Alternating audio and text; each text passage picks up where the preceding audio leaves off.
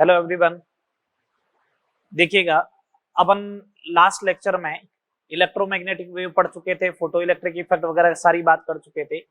Bore atomic model के मैं point सारे बोल के गया था। मैंने बोला था आपको कि नेक्स्ट लेक्चर में जब मिलेंगे तो मैं आपको सारे पॉइंट लिखवा दूंगा। मैंने पॉइंट लिख रखे हैं, टाइम कम कंज्यूम हो। ठीक है, आप तो स्क्रीन शॉट लीजिएगा और सीधा उसको नोट करें। मैं एक्सप्लेन कर रहा हूँ सारे पॉइंट। पहला पॉइंट आपको समझाया था बोर एटॉमिक मॉडल का कि इलेक्ट्रॉन जो होता है, electron revolve around the nucleus in circular path of fixed radius and fixed energy. These circular paths are known as orbit, shell और energy level. या तो ऑर्बिट बोलेंगे इनको, या सेल बोलेंगे, या एनर्जी लेवल बोलेंगे। ऑर्बिट बोलते हो तो सिंबल होगा इसका एन, और ऑर्बिट की वैल्यू क्या हो जाएगी 1 2 3 4। सेल बोलोगे तो के एल एम और एन सेल। सेल बोलोगे तो क्या होगा के एल एम और एन। क्वेश्चन कंफ्यूज करने के लिए आपको बोल देता है एल सेल है। अब आपको अगर मालूम ही नहीं है एल सेल का मतलब क्या होता है तो आप क्वेश्चन डील ही नहीं कर पाओगे, इसलिए सेल को भी ध्यान रखिए। ठीक है, ग्राउंड स्टेट, ग्राउंड स्टेट उसको बोलते हैं जो मिनिमम एनर्जी लेवल हो। मिनिमम एनर्जी लेवल होता है उसको क्या बोलते हैं, मिनिमम एनर्जी लेवल होता है उसको क्या बोलते हैं, ग्राउंड स्टेट बोलते हैं।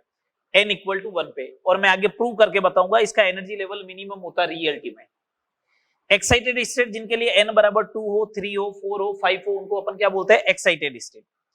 n बराबर जब 2 होता है तो इसको बोलते हैं फर्स्ट एक्साइटेड स्टेट। n बराबर 3 हो तो इसे बोलते हैं सेकंड एक्साइटेड स्टेट। n बराबर 4 हो तो इसे बोलते हैं third excited state, and so on. इस टाइप से चलता रहेगा। जब भी एक्साइटेड स्टेट कैलकुलेट करनी है तो उसमें 1 ऐड कर दे। आपको फर्स्ट एक्साइटेड स्टेट कैलकुलेट करनी है तो फर्स्ट में 1 ऐड कर दे, 2 आ जाएगा n बराबर। थर्ड एक्साइटेड स्टेट कैलकुलेट करनी है तो 3 में 1 ऐड कर दे तो 4 आ जाएगा। सिक्स एक्साइटेड स्टेट कैलकुलेट करनी है तो 6 प्लस 1 ऐड कर दे 7 हो जाएगा। ठीक है, ये फर्स्ट पॉइंट था बोर एटॉमिक मॉडल का। Second number point, second number point, जब इलेक्ट्रॉन रिवॉल्व करता है तो न्यूक्लियस उसे अपनी तरफ अट्रैक्ट करता है। न्यूक्लियस अट्रैक्ट करेगा तो इलेक्ट्रॉन तो गिर जाना चाहिए, लेकिन इलेक्ट्रॉन न्यूक्लियस में गिरता नहीं है। इसका मतलब बाहर की तरफ कोई फोर्स लग रहा है। सर्कुलर जब भी मोशन करता है तो बाहर की तरफ एक फोर्स लगता है, सेंट्रीफ्यूगल फोर्स, mv²/r। तो ये आपस में काउंटर बैलेंस कर रहे हैं। देखिएगा k q1 q2/r² is equal to mv²/r, counter balance किया, तभी इलेक्ट्रॉन सर्कुलर पाथ में क्या कर रहा है, तभी इलेक्ट्रॉन क्या हो रहा है, सर्कुलर पाथ में रिवॉल्व हो रहा है। तो देखिएगा अब ये चार्ज कैसे पुट किया, देखिएगा ढंग से समझिएगा। न्यूक्लियस में प्रोटॉन कितने होते हैं, Z।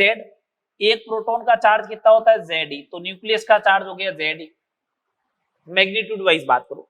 इलेक्ट्रॉन का चार्ज हो गया E, तो kZe²/r² is equal to mv²/r हो जाएगा। तो kZe²/r² is equal to mv²/r हो गया। अगला पॉइंट, इलेक्ट्रॉन ऐसे नहीं कि हर किसी ऑर्बिट में रिवॉल्व कर जाएगा, कोई हर किसी पाथ में रिवॉल्व कर जाएगा, नहीं, उसी पाथ में रिवॉल्व करेगा जिसमें उसका एंगुलर मोमेंटम क्या हो, h/2π का इंटीजर होना चाहिए। मींस h/2π, 2h/2π, 3h/2π, ये इस टाइप से। एंगुलर मोमेंटम होता है j, h/2π का इंटीजर n, तो mvr होता है एंगुलर मोमेंटम। फिजिक्स में पढ़ोगे तो mvr is equal to nh/2π होता है, where n is equal to 1 2 3 so on. अब इसने कहा एक रदरफोर्ड का ड्रॉबैक चल रहा था कि अगर चार्ज पार्टिकल एक्सेलरेट होगा तो रेडिएशन एमिट करेगा, एनर्जी रिलीज करेगा, एनर्जी रिलीज करेगा तो पाथ स्पाइरल हो जाएगा, और एट लास्ट जो है वो किस में जाके गिर जाना चाहिए, न्यूक्लियस में। तो इसने कहा इसको तो ड्रॉबैक को खत्म करो, नहीं तो मैक्सवेल अपन को भी पकड़ लेगा। तो इसने इस ड्रॉबैक को खत्म किया। इसने बोला when electron revolve in fixed orbit, when electron revolves in fixed orbit then it does not release or absorb energy। अगर इलेक्ट्रॉन एक फिक्स सर्कुलर पाथ में रिवॉल्व करता है तो ना तो वो एनर्जी रिलीज करेगा और ना ही एनर्जी एब्जॉर्ब करेगा।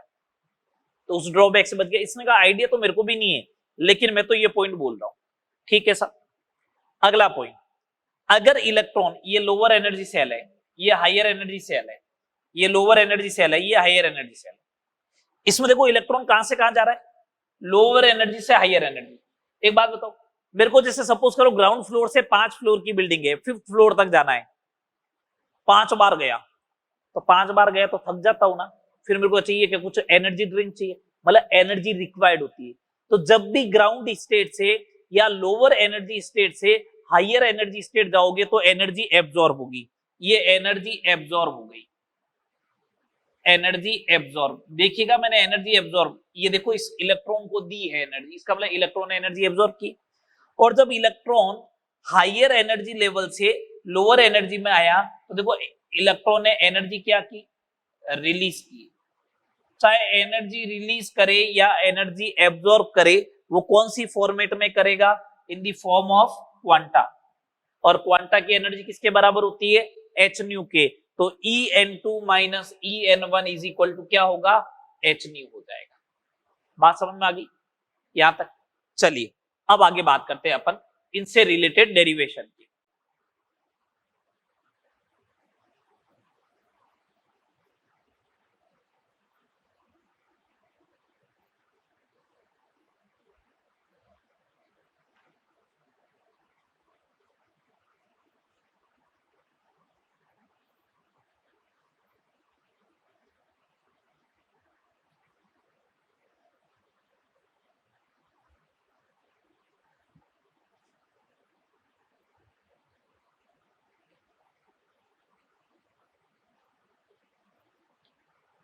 चलिए फर्स्ट पॉइंट आ रहा है इससे related, radius of orbit. Orbit बोलो बोर ऑर्बिट बोलो एक ही बात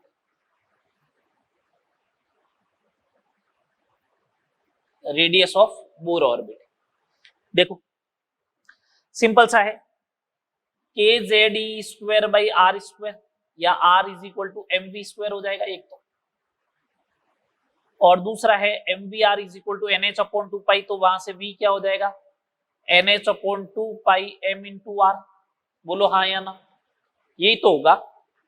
M we are is equal to N H upon 2 pi होता तो V is equal to E हो गया।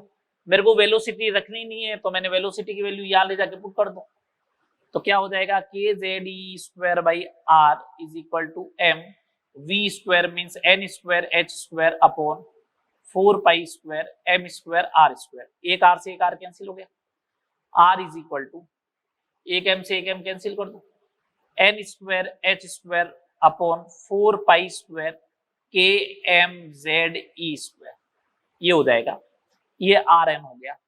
इस फॉर्मूले को भैया याद रखिए आप, इस फॉर्मूले को क्या करना है, याद रखना। मैं इसका बहुत जगह यूज लूंगा, इसलिए बोलो इस रेडियस वाले फॉर्मूले को क्या करें, याद रखें। चले आगे देखो, देखो यहाँ पे h कांस्टेंट है, 4 कांस्टेंट, पाई constant, k constant, m constant, e constant, तो सबकी वैल्यू पुट कर दी। जैसे ही सबकी वैल्यू पुट करूंगा तो R N is equal to 0.529 N square by Z angstrom में वैल्यू आ जाएगी। ये रेडियस ऑफ दी एटम आ गया, रेडियस ऑफ दी ऑर्बिट आ गया, nth ऑर्बिट है, n का मतलब nth ऑर्बिट है, ठीक है। ये आ जाएगा 0.529 N square by Z angstrom आ जाएगी। बात क्लियर सारी। अब अपन इससे रिलेटेड देखते हैं, एक तो इससे रिलेटेड ग्राफ बनेंगे, तो ग्राफ देखो कैसे बनेंगे।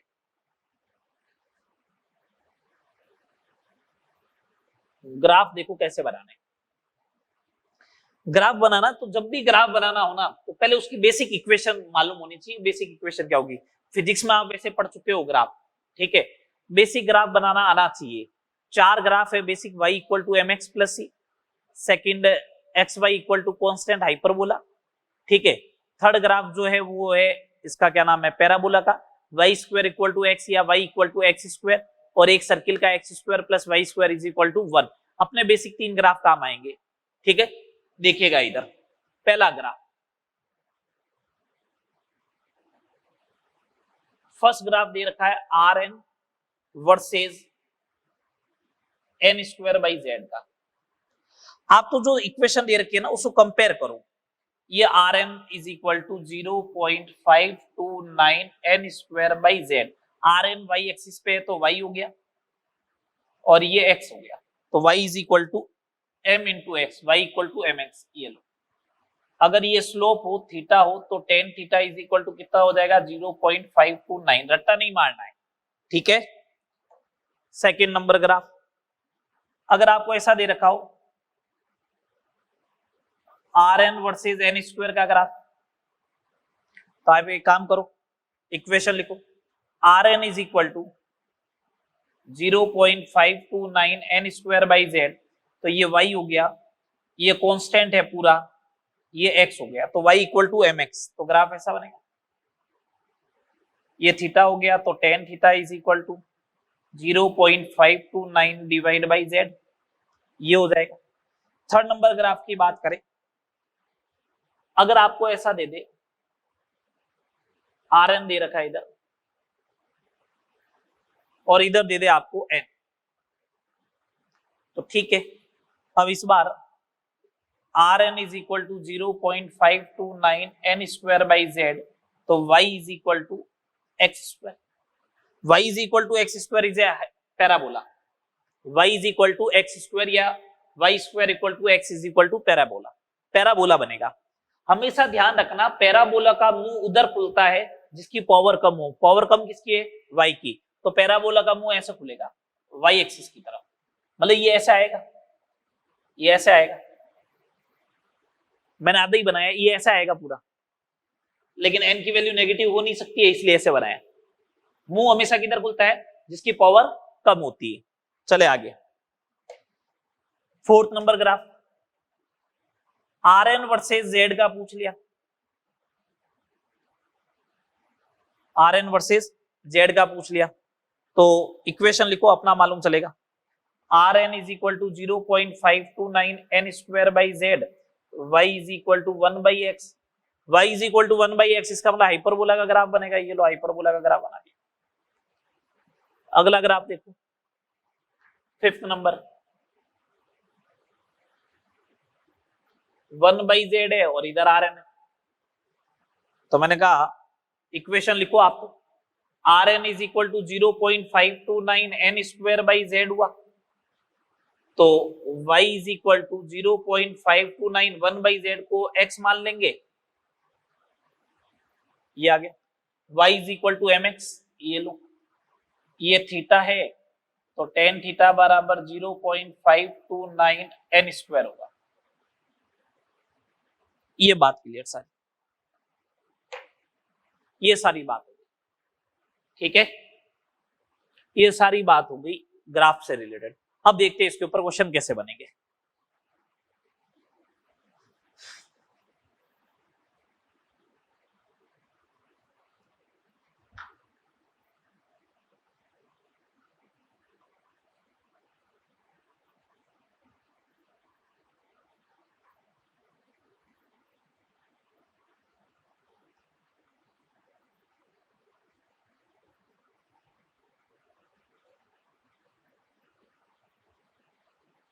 चलेगा, फर्स्ट नंबर क्वेश्चन, बहुत सिंपल सिंपल से क्वेश्चन बता रहा हूं और इसी टाइप के आते हैं। Question number first, radius of second orbit of hydrogen, ये आपसे पूछा गया, ये सेकंड ऑर्बिट और ये हाइड्रोजन का, ठीक है साहब।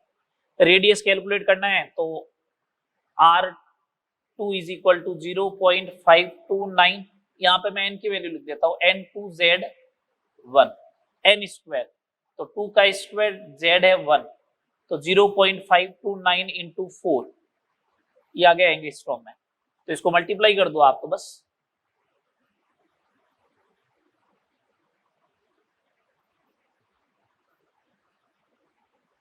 ये आ जाए। सेकंड नंबर क्वेश्चन, मेरे को ऐसा बोल दे,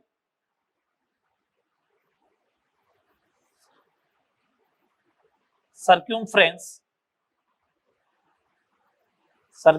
of third orbit of He plus ion। अब जो रेडियस पूछा है, तो अल्टीमेटली सर्क्यूमफ्रेंस का फॉर्मूला क्या होगा, सर्क्यूमफ्रेंस का फॉर्मूला होगा क्या, 2 पाई आर, तो मेरे को चाहिए तो अल्टीमेटली रेडियस ही है ना, तो radius of third orbit of He plus, तो 0.529, n की वैल्यू कौन है 3 है, अपॉन z क्या है 2 है, तो 0.529 इंटू 9/2, ये आ गया एंगस्ट्रॉम। सोल्व आप करते रहना बेटा, है ना।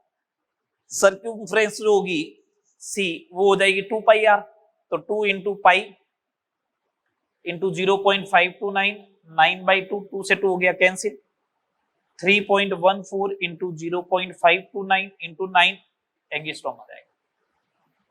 ठीक है, इसी टाइप से आपको एरिया भी पूछा जा सकता है। क्या पूछा जा सकता है? एरिया भी पूछा जा सकता है। तो एरिया क्या हो जाएगा सर्कुलर पाथ का? पाई आर स्क्वायर। सर्कुलर पाथ का एरिया क्या हो जाएगा? पाई आर स्क्वायर। अप्लाई कर देना, आंसर आ जाएगा। थर्ड नंबर क्वेश्चन देखते हैं,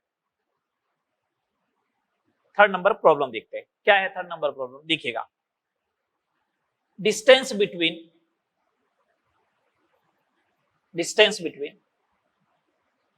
second and third orbit of hydrogen.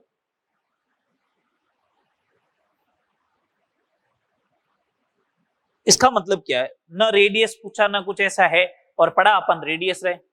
मैंने कहा देखो ये न्यूक्लियस होता है, ये फर्स्ट ऑर्बिट हुआ, ये सेकंड ऑर्बिट हुआ, ये थर्ड ऑर्बिट हुआ। यहां से लेके यहां तक की distance is a radius of third orbit, और यहां से लेके यहां तक की डिस्टेंस जो होगी वो रेडियस ऑफ सेकंड ऑर्बिट। तो distance between second and third, तो ये कैलकुलेट कर लो, उसमें से ये माइनस कर देना, तो R3 माइनस R2 तो पूछा है बेसिकली, यही तो पूछा है। तो 0.529 तो कॉमन है, डिवाइड बाई 1 भी कॉमन है, 3 का स्क्वायर माइनस 2 का स्क्वायर, 0.529, 9 माइनस 4 हो गया 5, 5 का मल्टीप्लाई कर दो,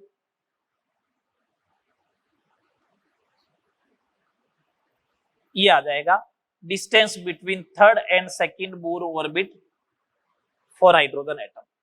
ठीक है, नेक्स्ट फोर्थ नंबर प्रॉब्लम। मेरे को ऐसे क्वेश्चन पूछने स्टार्ट करते हैं।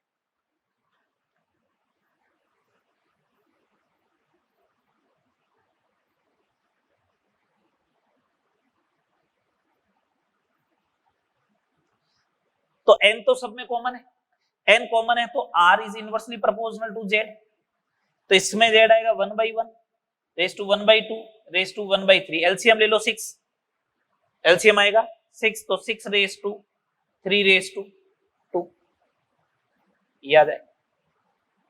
अगला प्रॉब्लम देखो, अगर ऐसा दे दे R3 of H raise to R2 of He plus raise to R1 of Li plus 2, ऐसा दे दिया, इसको कैसे करना है? इस बार n भी चेंज है और z भी चेंज है, तो n square by Z, n square by Z, ये लो n square divide by Z, n square divide by Z, तो कितना हो जाएगा 9 रेस टू 2 रेस टू 1/3, तो 27 रेस टू 6 रेस टू 1, ये आ जाएगा रेडियस का रेशियो। ठीक है, और देखो क्वेश्चन कैसे बन सकते हैं। क्वेश्चन ऐसे भी बनाया जा सकता है, फॉर हाइड्रोजन एटम, अब फिक्स कर रहा हूं, for hydrogen atom R1 raise to R2 raise to R3, तो हाइड्रोजन एटम में तो इस बार Z क्या हो गया सेम, तो R is directly proportional to n square, तो 1 का स्क्वायर रेस टू 2 का स्क्वायर रेस टू 3 का स्क्वायर, तो 1 रेस टू 4 रेस टू 9। इसका मतलब सेकंड ऑर्बिट की जो रेडियस होगी वो फर्स्ट के कंपैरेटिव में 4 टाइम्स होगी। ये इस टाइप के सिंपल सिंपल से क्वेश्चन बनेंगे। लास्ट क्वेश्चन और देखो, अगर ऐसे क्वेश्चन पूछ लिया जाए कभी, R3 of He plus is x है, third orbit radius of He plus is x, then R2 of Li plus 2 कितना होगा, अगर ये पूछा जाए। जब भी ऐसे क्वेश्चन पूछे, कुछ नहीं करना, डिवाइड करना रेशियो का। R3 ऑफ, अपन वो साइड में मैं इधर लिख रहा हूं, R is directly proportional to होता है n स्क्वायर बाई जेड के, होता है n स्क्वायर बाई जेड के, तो इसके लिए लिखो सबसे पहले, इसकी रेडियस x है, n स्क्वायर 3 का स्क्वायर डिवाइड बाई जेड हो गया 2, इसकी कैलकुलेट करनी है तो r डिवाइड बाई 2 का square n square divide by 3, ये आएगा, तो x by r is equal to, ये 3 ऊपर चला जाएगा, 3 का क्यूब हो गया 27 डिवाइड बाई 8, तो r बराबर 8/27 x आ जाएगा। मैंने x लिखा, हो सकता है वहां पे कोई वैल्यू लिखी हुई भी आ जाए, कर लोगे। 7 क्वेश्चन करा दी मैंने रेडियस के ऊपर। चलो अब बात करते हैं वेलोसिटी की, बात करते हैं वेलोसिटी की।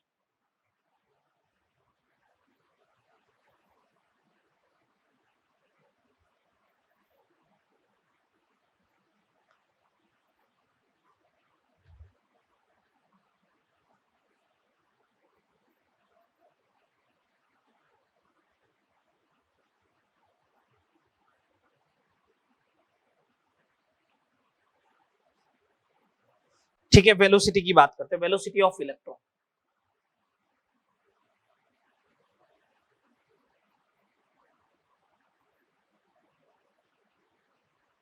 बहुत सिंपल सा फॉर्मूला डिराइव हो जाएगा, कैसे?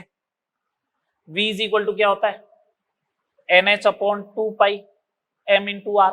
आर का फॉर्मूला मैंने तुम लोगों को याद करने के लिए बोला ही था, 2 पाई m r। आर की वैल्यू क्या, n square h square upon 4 pi square k m z e square. ये लो, तो vn इज इक्वल टू क्या बन गया, 2 पाई से 2 पाई कैंसिल, 2 पाई k z e square upon n h। ये बन गया। इन सब की वैल्यू पुट कर दे तो 2.186 into 10⁻⁶ z by n metre पर सेकेंड, ये फॉर्मूला बनने वाला है। बात आई समझ में? बोलो, आ गया समझ में? तो देखो रेडियस का इसलिए फॉर्मूला बोला है आपको बार बार याद रखने के लिए, इसलिए बोल रहा हूं मैं कि रेडियस का फॉर्मूला याद रखो, जहां जरूरत पड़ेगी मैं पुट कर दूंगा मैं। ठीक है, आगे बढ़ते हैं, ग्राफ की बात करते हैं इससे रिलेटेड। इस बार मैं डायरेक्ट ग्राफ बना रहा हूं, यूं समझाऊंगा नहीं जेड बाई एन और ये, क्यों पहले समझा चुका हुआ ना। First graph V N versus Z by N, तो ये हो गया y और ये पूरा हो गया x, तो y equal to M X. Graph बनेगा ये, अगर ये थीटा है तो टेन थीटा की वैल्यू जो होगी वो 2.186 इंटू 10⁶ हो जाएगी, चलेगा। Second number graph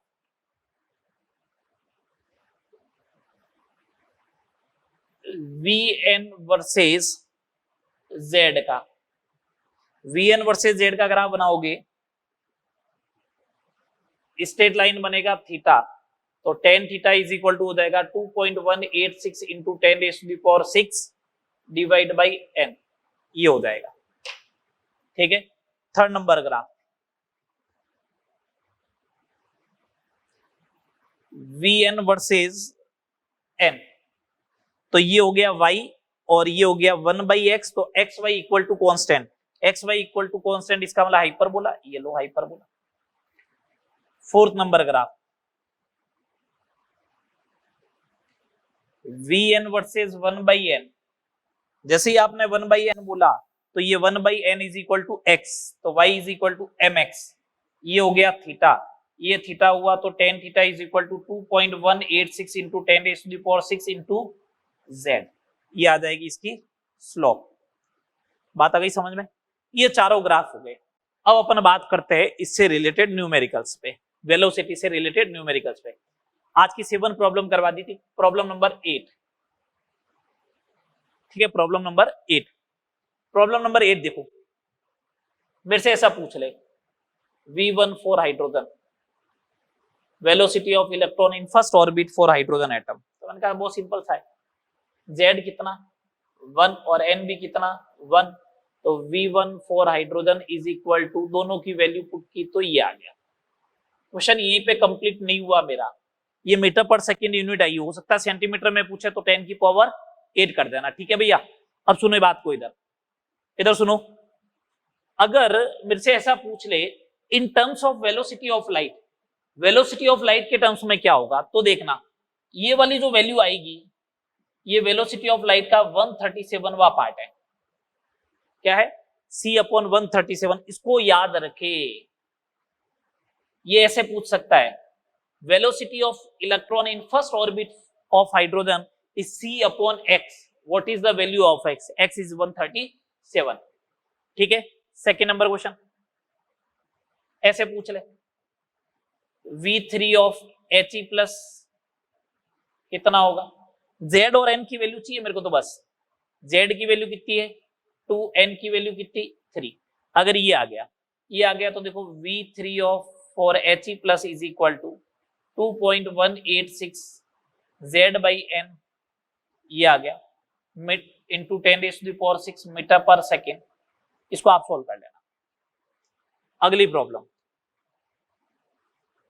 for hydrogen atom, V1 raise to V2 raise to V3 पूछ लिया, ये पूछ लिया, Z सेम रखा मैंने, Z सेम रखा तो मेरे से ये पूछ लिया गया Z by N, V inversely proportional to n, ये आएगा, ये आएगा तो एलसीएम ले लो 6 रेस टू 3 रेस टू 2। ठीक है, आगे देखो,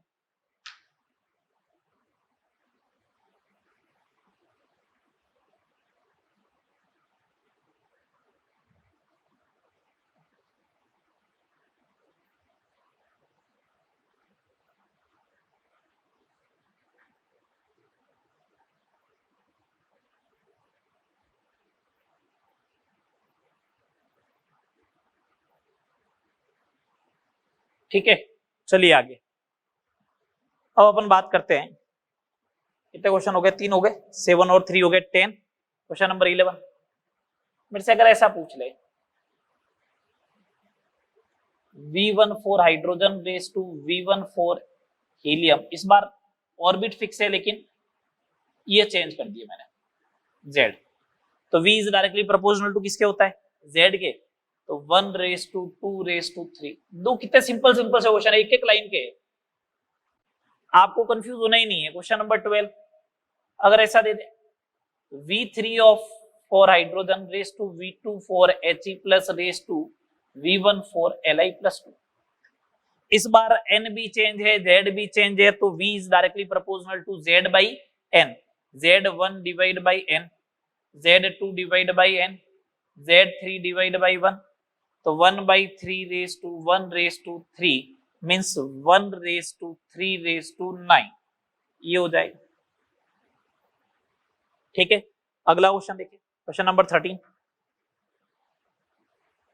अगर ऐसा बोल दे, V3 of He plus is x meter per second, then V2 of beryllium plus 3 कितना होगा, तो अपन को तो मालूम है V is directly proportional to क्या होता है, Z बाई n। तो अपन एक काम करते हैं, ये x जो दे रखा है इसके लिए Z कितना है 2 और n कितना है 3, ये कैलकुलेट करना है, इसके लिए Z बोलो कितना है 4 और n कितना है 2, तो x by v is equal to 2 divide by 3 into 2, 2 से 2 cancel, x by v is equal to 1 by 3, तो v इज इक्वल टू कितना आ जाएगा 3x, v is equal to 3x आ जाएगा। और देखो ये क्वेश्चन, क्वेश्चन नंबर 14,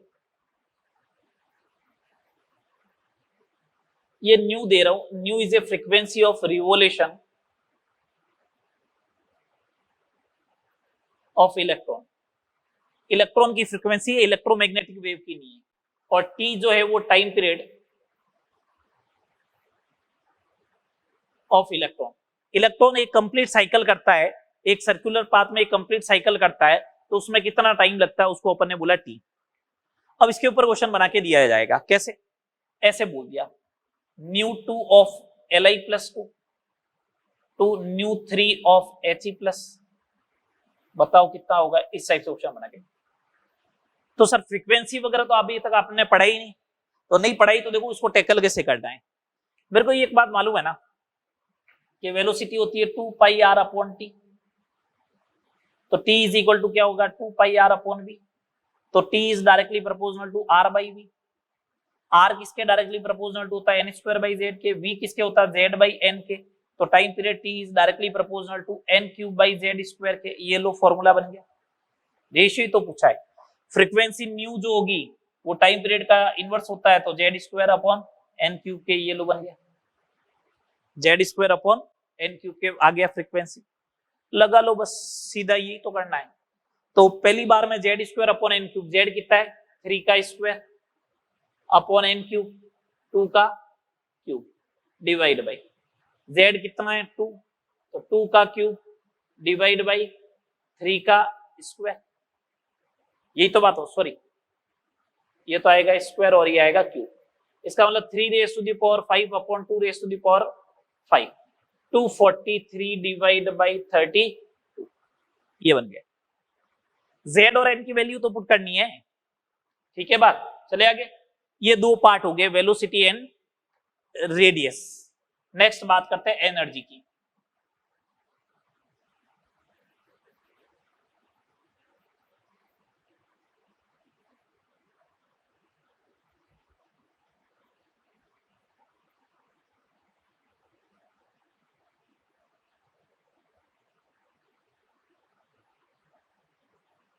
नेक्स्ट बात करते हैं एनर्जी की। ठीक है, एनर्जी की बात करेंगे, एनर्जी ऑफ इलेक्ट्रॉन की।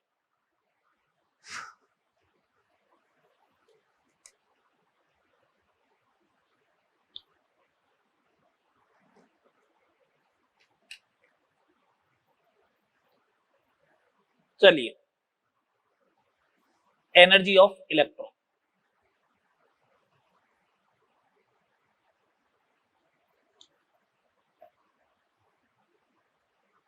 थोड़ी सी बात इधर कर लेते हैं, थोड़ी सी बात समझे। एनर्जी ऑफ इलेक्ट्रॉन बात करनी है तो इलेक्ट्रॉन एक तो रिवॉल्व करता है तो उसकी काइनेटिक एनर्जी होगी, वेलोसिटी है। तो सेकंड नंबर, इलेक्ट्रॉन और न्यूक्लियस के बीच में फोर्स ऑफ अट्रैक्शन है तो पोटेंशियल एनर्जी भी होगी। फिजिक्स में पढ़ते हो के Q1 Q2 by R. Attraction का फोर्स हुआ तो नेगेटिव होगी पोटेंशियल एनर्जी, और रिपल्शन का फोर्स हुआ तो कैसा होगा, पॉजिटिव में। तो अपन कह रहे हैं काइनेटिक एनर्जी क्या होगी, तो मैंने कहा काइनेटिक एनर्जी होती है हाफ mv²।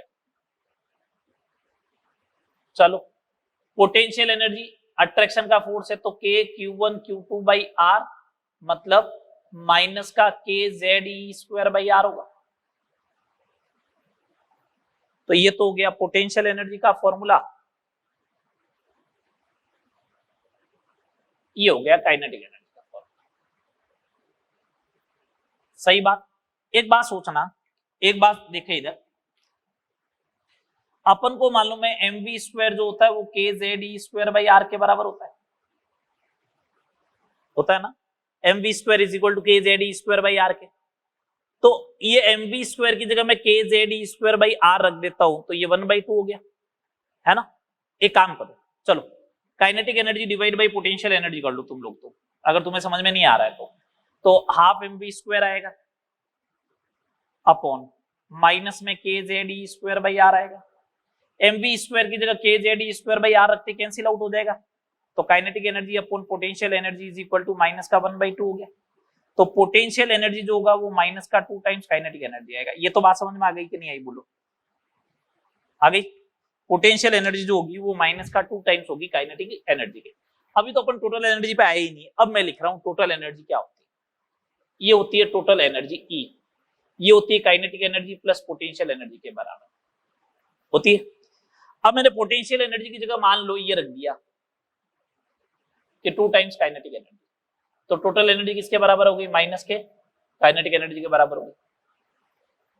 काइनेटिक एनर्जी की वैल्यू रख दी 1/2 पोटेंशियल एनर्जी, तो ऐसा बोल दूं कि टोटल एनर्जी जो होगी वो half of the potential energy के बराबर होगी। ये तो सारा डेटा आ गया। तो अब आपको ध्यान क्या रखना है, काइनेटिक एनर्जी और टोटल एनर्जी बराबर है लेकिन साइन में अपोजिट है। पोटेंशियल एनर्जी काइनेटिक एनर्जी का डबल है माइनस में, पोटेंशियल एनर्जी जो है वो टोटल एनर्जी का भी डबल है लेकिन साइन सेम रहेगा। रख लोगे याद, बोलो। अब सुनो बात को, तो मैंने कहा चलो ठीक है टोटल एनर्जी ये है तो माइनस का हाफ KZE² बाई आर आ गया। आर की वैल्यू पुट कर दो तो माइनस का half KZE² by r, r की value n² h² upon 4π² KMZE² बन गया। तो मैंने कहा En बराबर देखिएगा माइनस का 2 K² बन गया, K² π² M Z raise to the power 2 E raise to the power 4 upon n² h²। ये एनर्जी का एक फॉर्मूला बन गया एनर्जी का फॉर्मूला। इन सब में Z² और n² को छोड़ दो, बाकी सबकी वैल्यू आप पुट कर सकते हो। तो En बराबर हो जाएगा -13.6 Z² upon n² electron volt. -13.6 Z² upon n² electron volt आ जाएगी total energy of the electron in atom. ठीक है, पहली बात। अब इसको जूल में कन्वर्ट करना है, तो कभी कभार क्या होता है जूल में जब कन्वर्ट करना होता है तो इसको यहाँ पे ऐसा लिखा होता है माइनस का RH अपॉन n², ये लिखा हुआ होता है। और इस H को जो RH जो लिखा है ना, इसको रिडबर्ग कांस्टेंट बोलते हैं। एक रिडबर्ग कांस्टेंट आगे आएगा लेकिन इसकी और उसकी वैल्यू में डिफरेंस है, ये एनर्जी से रिलेटेड है। ये जब जूल में कन्वर्ट करते हो ना, जो वैल्यू आती है उसी को बोलते हैं। इसका मतलब माइनस का 13.6 को अगर मैंने जूल में कन्वर्ट किया तभी तो ये वैल्यू आई।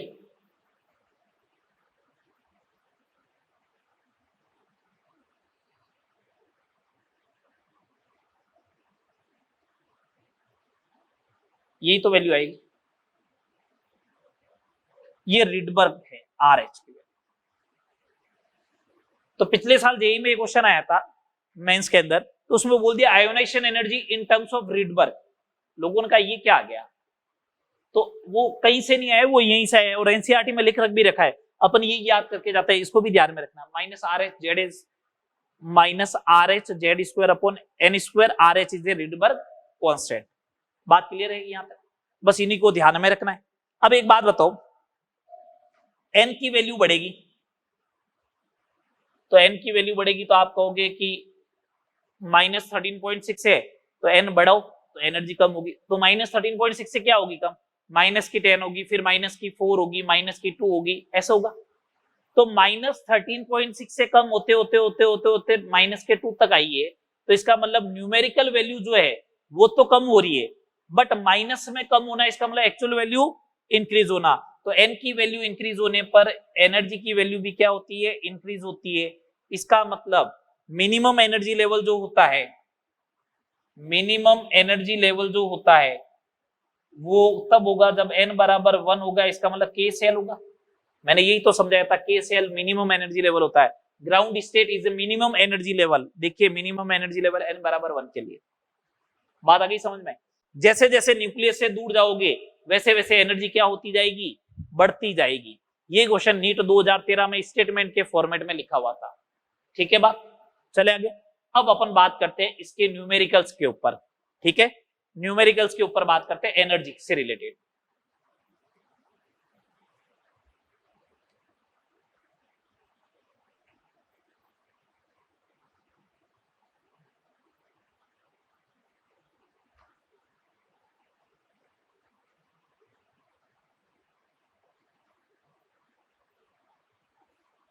चलिएगा न्यूमेरिकल्स की बात करते हैं। क्वेश्चन नंबर 15 मेरे को अगर ऐसा पूछ ले, energy of second orbit in hydrogen atom, Z की वैल्यू बताओ, N की वैल्यू बताओ। N2Z1 तो En बराबर minus 13.6 Z square upon N square electron volt, means minus का 3.4 इलेक्ट्रॉन वोल्ट। ये आ गया। सेकेंड नंबर क्वेश्चन, मेरे को अगर ऐसा पूछ लिया जाए कि E3 ऑफ He प्लस बताओ, आप तो Z और N बता दो फटाफट। N की वैल्यू तो सर 3 है और Z की वैल्यू 2 है, तो E3 जो आएगा माइनस का 13.6 इंटू जेड स्क्वायर, 2 का स्क्वायर अपॉन 3 का स्क्वायर इलेक्ट्रॉन वोल्ट। अगर आप इसे सॉल्व करोगे तो माइनस का 1.51 इंटू 4 माइनस का 6.04 इलेक्ट्रॉन वोल्ट बन जाएगी। ठीक है, अगला question, potential energy of electron, potential energy of electron in third orbit of Li+2 है। पोटेंशियल एनर्जी का फॉर्मूला तो ही नहीं, टोटल एनर्जी का है, तो कोई बात नहीं, टोटल एनर्जी तो कैलकुलेट करो। जेड स्क्वायर 3 का स्क्वायर अपॉन एन स्क्वायर, ये लो 3 का स्क्वायर, ई बराबर माइनस 13.6 इलेक्ट्रॉन वोल्ट आया। ये तो टोटल एनर्जी है, potential energy is 2 times total energy, तो माइनस का 27.2 इलेक्ट्रॉन वोल्ट। अरे भैया मैंने आपको ये एन एन लिखे है ना, तो इसकी जगह ऐसे भी आ सकते हैं, सेकंड एक्साइटेड स्टेट। जब सेकंड एक्साइटेड स्टेट आए इसका मतलब एन की वैल्यू 3 हो जाएगी। तो ऐसे क्वेश्चनों को भी आपको क्या करना है? ध्यान में रखना है। बात आ रही समझ में? बोलो, एनर्जी की वैल्यू समझ में आई? अगला क्वेश्चन देखें, अगर मेरे को ऐसा बोल दे for hydrogen atom E1 raise to E2 raise to E3, ये क्वेश्चन पूछ लिया हाइड्रोजन एटम के लिए। E1 raise to E2 raise to E3 पूछा तो सिंपल सी बात है, Z फिक्स हुआ तो energy is inversely proportional to N square. 1/4/9। LCM 36 लेना चाहते हो तो 36/9/4।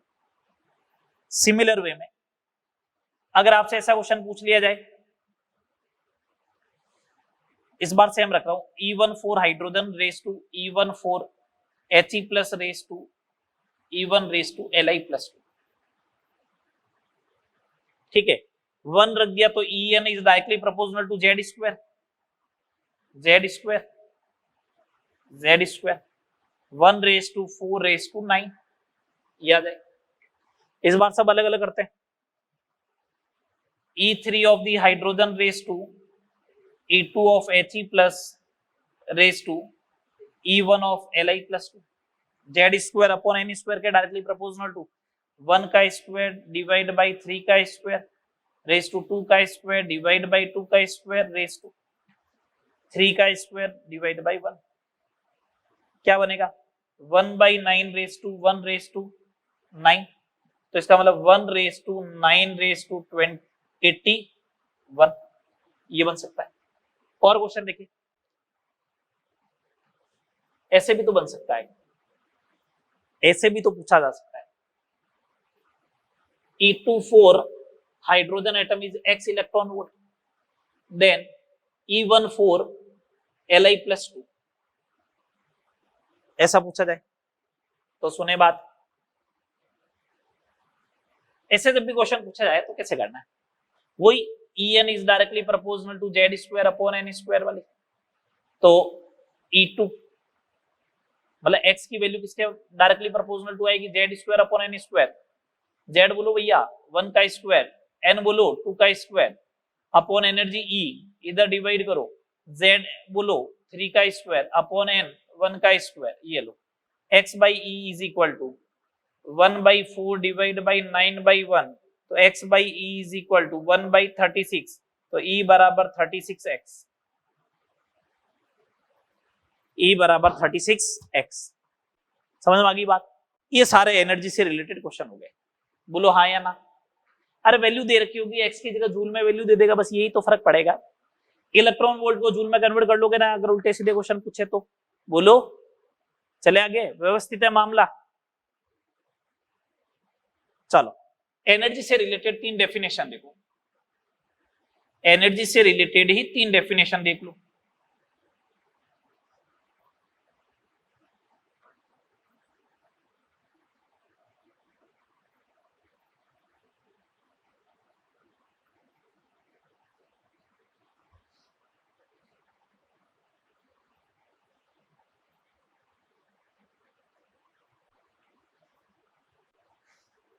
फर्स्ट एनर्जी है ionisation energy. Ionisation energy IE, क्या मतलब होता है आयोनाइजेशन एनर्जी? आयन बनाना है, आयन बनाना है इसका मतलब इलेक्ट्रॉन को रिमूव करना है। अगर इलेक्ट्रॉन को रिमूव करना है इसका मतलब इलेक्ट्रॉन को कहां पे भेजना है, इंफिनिटी पे। कहां से, 1 से। इलेक्ट्रॉन को ग्राउंड स्टेट से, इलेक्ट्रॉन को ग्राउंड स्टेट से, ये रहा इलेक्ट्रॉन, यहां तक भेजने के लिए जो एनर्जी चाहिए उसी को अपन क्या बोलते हैं, आयोनाइजेशन एनर्जी। तो इसका मतलब आयोनाइजेशन एनर्जी का तो फॉर्मूला ये हो गया, the amount of energy required to remove electron from ground state, तो E इंफिनिटी माइनस E1 ये आएगा। अगर ये आएगा तो E इंफिनिटी कितना होता है, -13.6 Z square upon N square, -13.6 Z square upon N square. जैसे ही यहाँ पे N इंफिनिटी रखोगे तो ये तो हो जाएगा 0, 13.6 Z square upon N square. N की वैल्यू क्या है, 1 है, ये लो।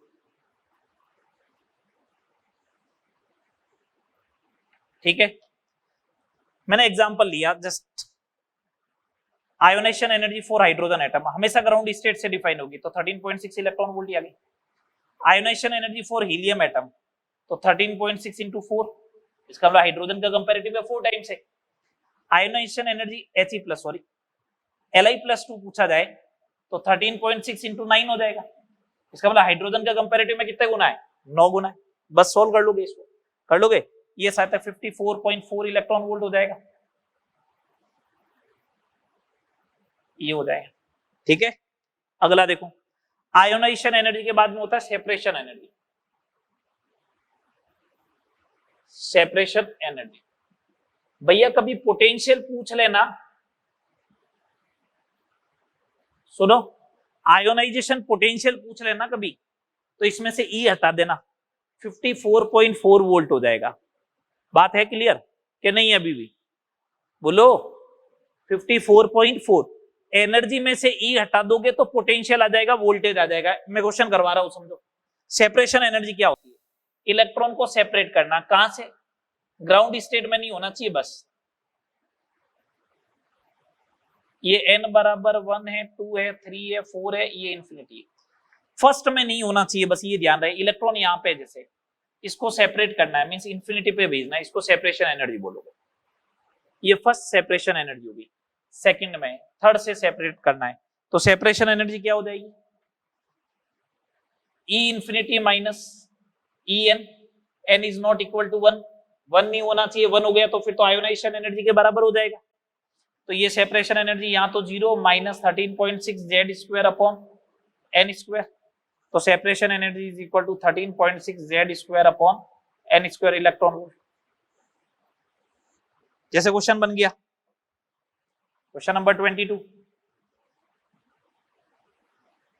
Calculate the separation potential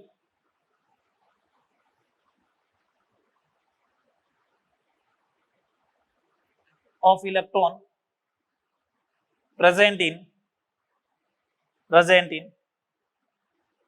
second orbit of Li plus 2i। ठीक है, सेपरेशन पोटेंशियल पूछा ना, तो सेपरेशन एनर्जी कैलकुलेट कर लो। 13.6 जेड स्क्वायर, 3 का स्क्वायर डिवाइड बाई 2 का स्क्वायर। ये तो बात हुई।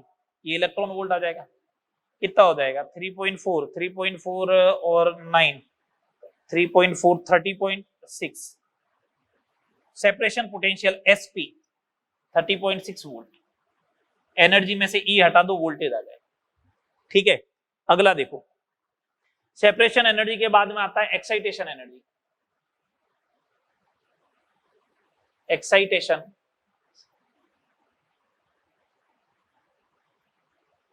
इलेक्ट्रॉन को एक्साइटेड करना है। इलेक्ट्रॉन को क्या करना है? एक्साइटेड करना है। तो जो एनर्जी रिक्वायर्ड होगी उसी को क्या बोलेंगे? Excitation energy. जैसे ग्राउंड स्टेट से उसको एक्साइटेड स्टेट में भेजने के लिए जो एनर्जी रिक्वायर्ड होती है उसी को अपन क्या बोलते हैं? n बराबर 1, 2, 3, 4 और इंफिनिटी। ये ग्राउंड स्टेट से फर्स्ट में भेजा तो इसको बोलते हैं first excitation energy. First excitation energy. अगर आपने ग्राउंड से इसको भेज दिया थर्ड स्टेज में तो सेकंड एक्साइटेशन एनर्जी हो जाएगी। ठीक है, तो excitation energy is equal to E N minus ई1। ई एन माइनस ई1 उसी को बोलेंगे एक्साइटेशन एनर्जी। जैसे मैं आपको एक क्वेश्चन दे रहा हूं, बहुत सिंपल सा है। Calculate second excitation energy of electron in hydrogen atom. ठीक है साहब, सेकंड एक्साइटेशन का मतलब ये हो गया कि थर्ड एक्साइटेड स्टेट, मतलब सेकंड एक्साइटेशन स्टेट का मतलब हो गया n1 की वैल्यू 1 हो गई और यहां से यहां भेजना है इसको, तो सेकंड एक्साइटेशन एनर्जी आ जाएगी।